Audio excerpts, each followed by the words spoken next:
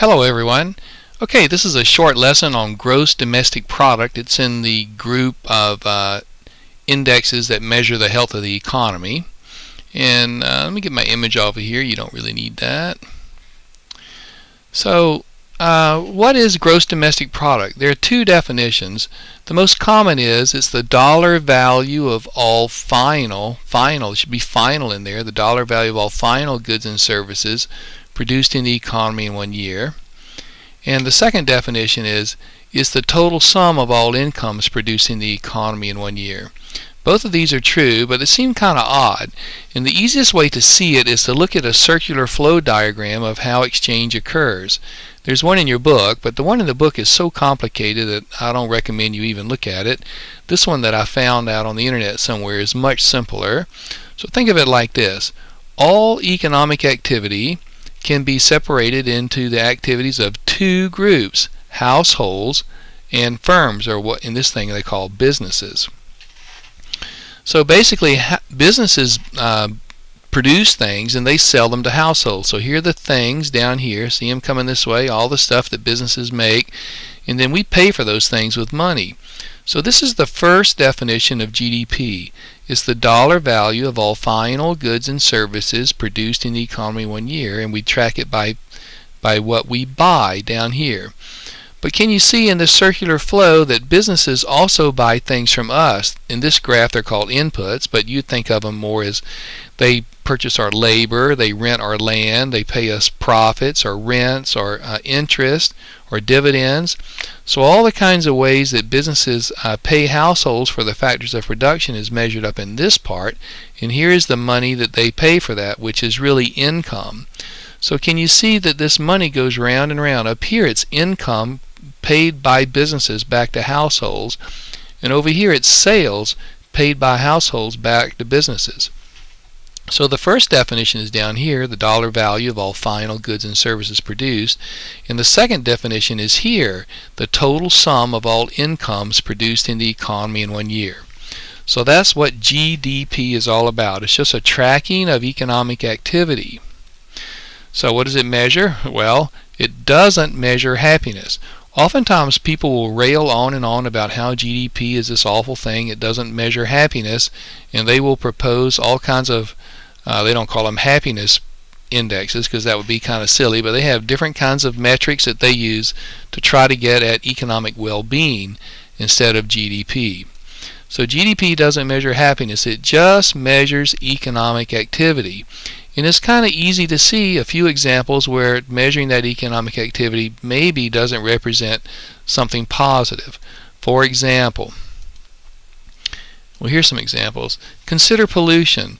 So let's imagine there's some economic activity that maybe builds us cars or something, but in the production of those cars or in the operation of those cars, lots of pollution is generated. And so maybe we should subtract out the cost of all that pollution or the damage that that pollution does. Maybe we should subtract that out of the GDP data, but of course we don't do that. And in fact, if the firms buy pollution abatement equipment to try to reduce the amount of pollution, that purchase would be reflected somewhere in GDP, and GDP would actually go up. So some people argue that, well, that seems kind of backwards. At first the pollution was a bad thing, and then when we had to undo it, it made GDP higher. So that's just one example. Another one is natural disasters. So imagine a hurricane came ripping through Charleston County, and half the houses in Charleston County needed new roofs. Well, all those people would go out and purchase shingles and new plywood and so forth, and all that would be reflected in GDP, which would make the GDP numbers higher than they would be before. But of course that's just in response to a natural disaster. If that hurricane had never hit, we'd all be better off, but GDP would be lower. So those are just a couple of points that oftentimes people make, critics make about the GDP data. But just keep in mind that GDP's purpose is just to measure economic activity. When you use it for something else, then you stand at risk of interpreting it incorrectly. Alright, so I have a few slides here to help you understand what some of these words are. So what does it mean, final good? And remember, in that definition in the first slide, I didn't have that word final in there. GDP is the dollar value of all final goods. So why is that word in there? Well, here's why. Imagine you bought a new van from the Magical Mystery Machine Van Company. Hey, it's Scooby-Doo's van. So let's say you bought that thing, and let's say it's a 2013 model, which is this year, and it was made in the United States, so then it would be counted in GDP, right? Because it represents a purchase of something made here. But what about when that company, the Magical Mystery Machine Van Company, bought the tires for the van? Would we then count their purchase of the tires? And the answer, of course, is, well, no, we can't count that, because if we do, they get counted twice. In other words, if you count the tires when the auto company buys them, and then you count them again when the final product is actually sold to a customer, then things get counted twice, maybe even 3 times. So we restrict the GDP to the dollar value of all final goods, the thing that's bought at the end. Another good example, if you think about college life, is imagine you saw a nice truck, a small compact truck, and you bought a new one. Of course, that would be counted in GDP if it was made in the United States. But if Charleston Southern University bought that truck to, say, deliver mail around campus, it wouldn't be counted directly because it's an intermediate good. But it would, of course, be counted indirectly because the cost of that truck and the cost of all other things around here are all reflected in your tuition. So the tuition is the final good, not the truck that Charleston Southern might buy. Alright, that's a kind of a tricky one. Hope you can remember that. And then here's a few rules that I've listed out that help you keep track about what's counted and what's not counted. These kinds of things are in every textbook, but my list is kind of simple, and I think it'll be helpful for you, but you should also read it in the book. So first of all, new goods are counted, used goods are not. That should be obvious. If you bought a used car, let's say a car that's 2 or 3 years old, it wouldn't be counted in this year's GDP because it was already counted some years back. But to make it complicated, let's suppose that you bought that used car, say from a used car dealer, that you went over there, maybe to Savannah Highway, and you found Honest Bob's used car lot, and you bought it from there. Whatever markup Honest Bob had on the car would be counted because that would be considered a service provided by Bob's business.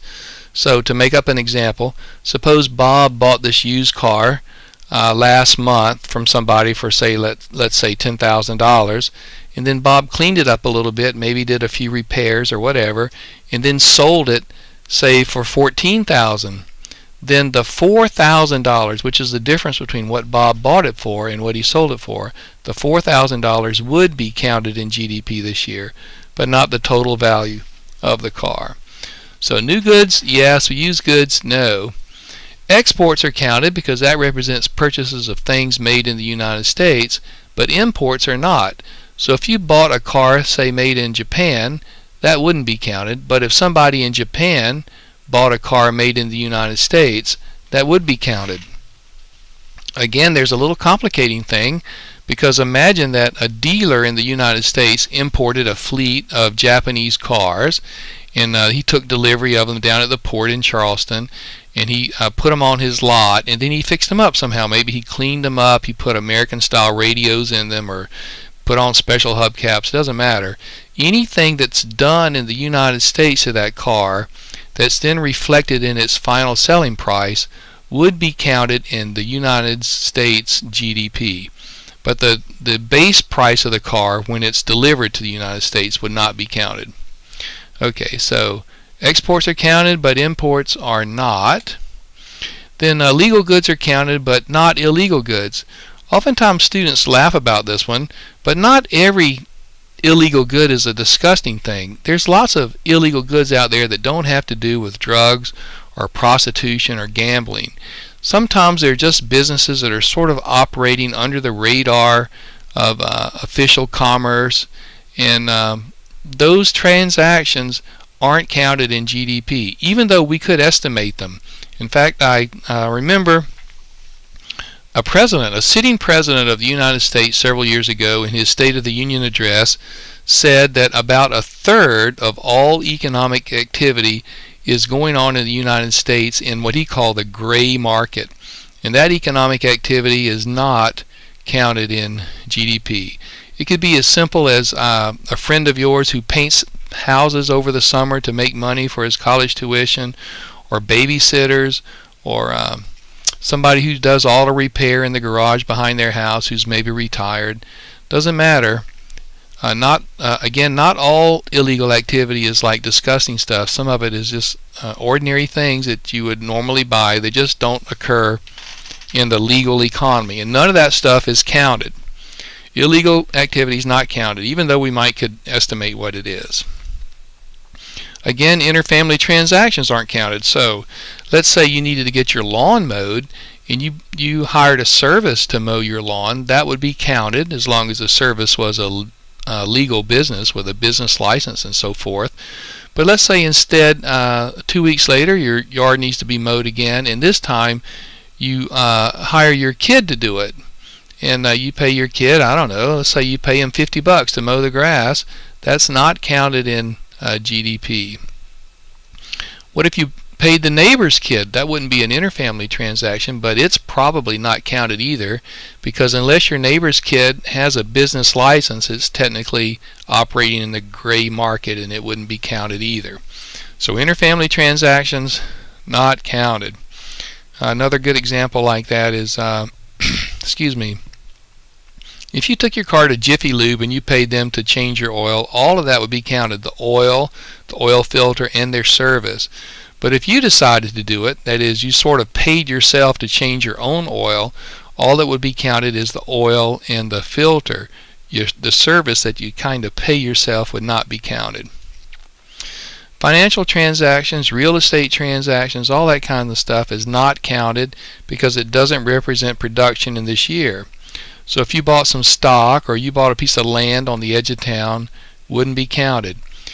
Even if, let's make the story more complicated. Let's say you bought this land, say 5 years ago, for $50,000, and now some highway is going to go by there and the land is suddenly worth $200,000, and you sold it for a $150,000 profit. That's not counted in GDP because it doesn't represent production.